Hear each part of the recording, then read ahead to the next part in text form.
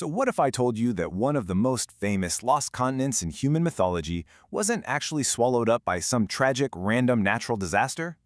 What if, instead, it was destroyed from the inside out by incredibly advanced, ancient weaponry?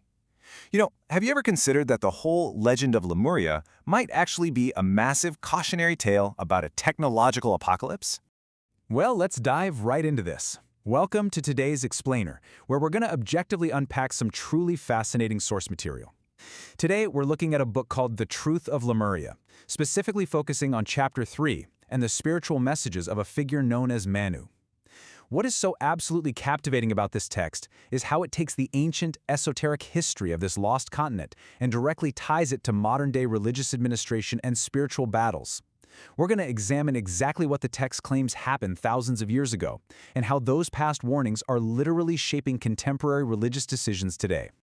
Okay, so here's our roadmap for this explainer. We'll start with number 1, the true Lamudia civilization, and 2, their religion of harmony. Then 3, their downfall by advanced science. After that, we'll jump to the present day for number 4, the threat of Amariel, 5, protecting the doctrine, and finally 6, the mission for world peace. All right, let's jump straight into Section 1, the true Ramdiel civilization. Right off the bat, the source material clarifies our terminology here. So while popular culture generally refers to this lost landmass as Lemuria, the spiritual messages state that its true esoteric name, and actually the most accurate pronunciation, is Ramdia. So just to be clear, for the rest of this explainer, we'll be calling it Ramdia. Now, the source attributes an incredibly diverse demographic makeup to Ramdia. According to Manu's messages, this was definitely not a homogeneous society. The continent was populated by a mix of what the text categorizes as the red race, the white race, and the brown race. But get this, it doesn't stop there. The text asserts that they openly coexisted with various extraterrestrial visitors who had vastly different appearances. It describes this bustling, highly integrated society where humans and star visitors were literally interacting on a regular basis. Moving right along to Section 2, Religion of Harmony. So according to the source, the unifying faith for all these diverse beings was something called the religion of the harmony of beauty. The spiritual messages explain that this whole belief system originated from the laws of Venus. And this wasn't about rigid dogma or strict rules. Instead, it heavily emphasized a really profound harmony with nature, deep emotional sensibility, and the cultivation of artistic talent. In Lamudia, artistic ability was revered above pretty much everything else. It was their core. But as you'll see, that pure harmony was eventually threatened. The pure Venusian laws, love, harmony, art, and sensibility, they ended up clashing with a very different influence brought in by some of those visiting extraterrestrials. See, because Ramdai was technically a developing world compared to the star visitors, the locals were introduced to the temptations of advanced science, technological power, and eventually the whole concept of combat superiority. The text paints this vivid picture of a major cultural clash between peaceful artistic values and the super alluring, corrupting power of high-tech dominance. Which brings us to a really dark turning point in Section 3, downfall by advanced science. Let's walk through this rapid, fatal escalation exactly as it's outlined by the source. Step 1. Alien science and technology are introduced to the Ramdidian people. Step 2. Instead of maintaining their pure focus on art, the inhabitants start blending their artistic sensibilities with this new, frankly intoxicating desire for power. Step 3. The peaceful artistic competitions that used to define their society, well, they mutate into fierce competitions for combat superiority.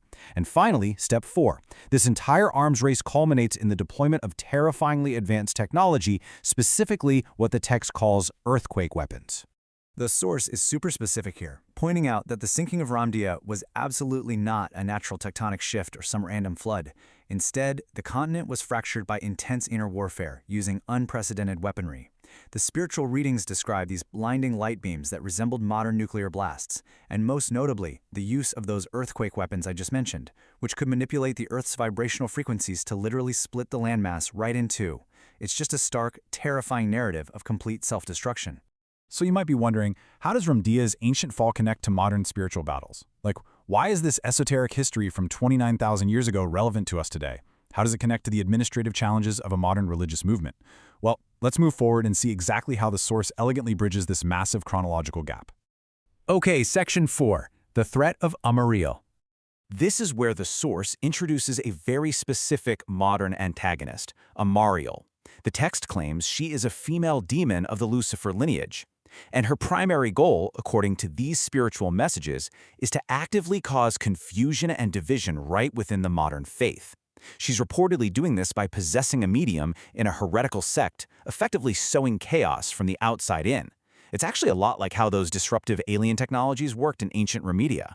The original text actually goes into her origins, stating she acts as a niece to Lucifer and holds a seriously high rank, roughly number 3 among female demons, in that particular spiritual hierarchy. And it's important to note, the book treats this not as a metaphor, but as an objective spiritual reality, a real threat that requires a direct, defensive, administrative response from the church's leadership. Which leads us perfectly into Section 5, Protecting the Doctrine. So how do they defend against this? The source details specific administrative actions taken to maintain doctrinal purity. In the early era of the movement, a spiritual teacher named Shinji Takahashi published channeled messages. However, his mission's scope was explicitly limited to a short transitional period of about 5 years. In stark contrast, the current leader, Ryuho Okawa, is described as bringing the much vaster Great Tagatha laws, which are meant to serve as the foundation for a world religion. As a result of this major transition, and to protect those new, broader teachings, Takahashi's early books were deliberately taken out of print. Now, the source is crystal clear about the reasons for this out-of-print status. It wasn't just some arbitrary decision. The primary goal was to prevent doctrinal confusion, which, as we just discussed, is the exact kind of confusion entities like Amariel allegedly tried to exploit. The text notes that Takahashi's mission was always meant to be brief, that there were some inevitable errors and inconsistencies in those early messages as the teachings evolved, and that the emergence of the far more comprehensive Great Tathagata teachings simply made the older texts obsolete. The source really emphasizes that pulling these books is absolutely not an attempt to maliciously erase history. Instead, it's framed as a necessary, protective administrative step.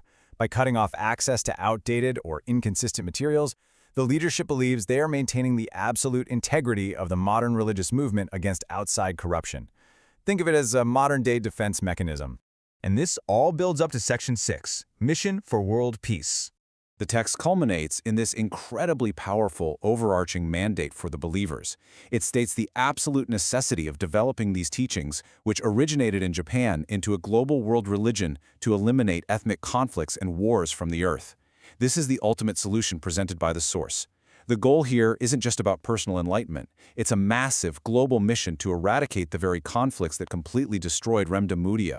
To tie this whole shebang together, the source material posits that doctrinal purity is the ultimate shield. By identifying external threats like Amariel, and by taking strict administrative actions to keep the teachings unified and pure, the faith aims to protect all of humanity.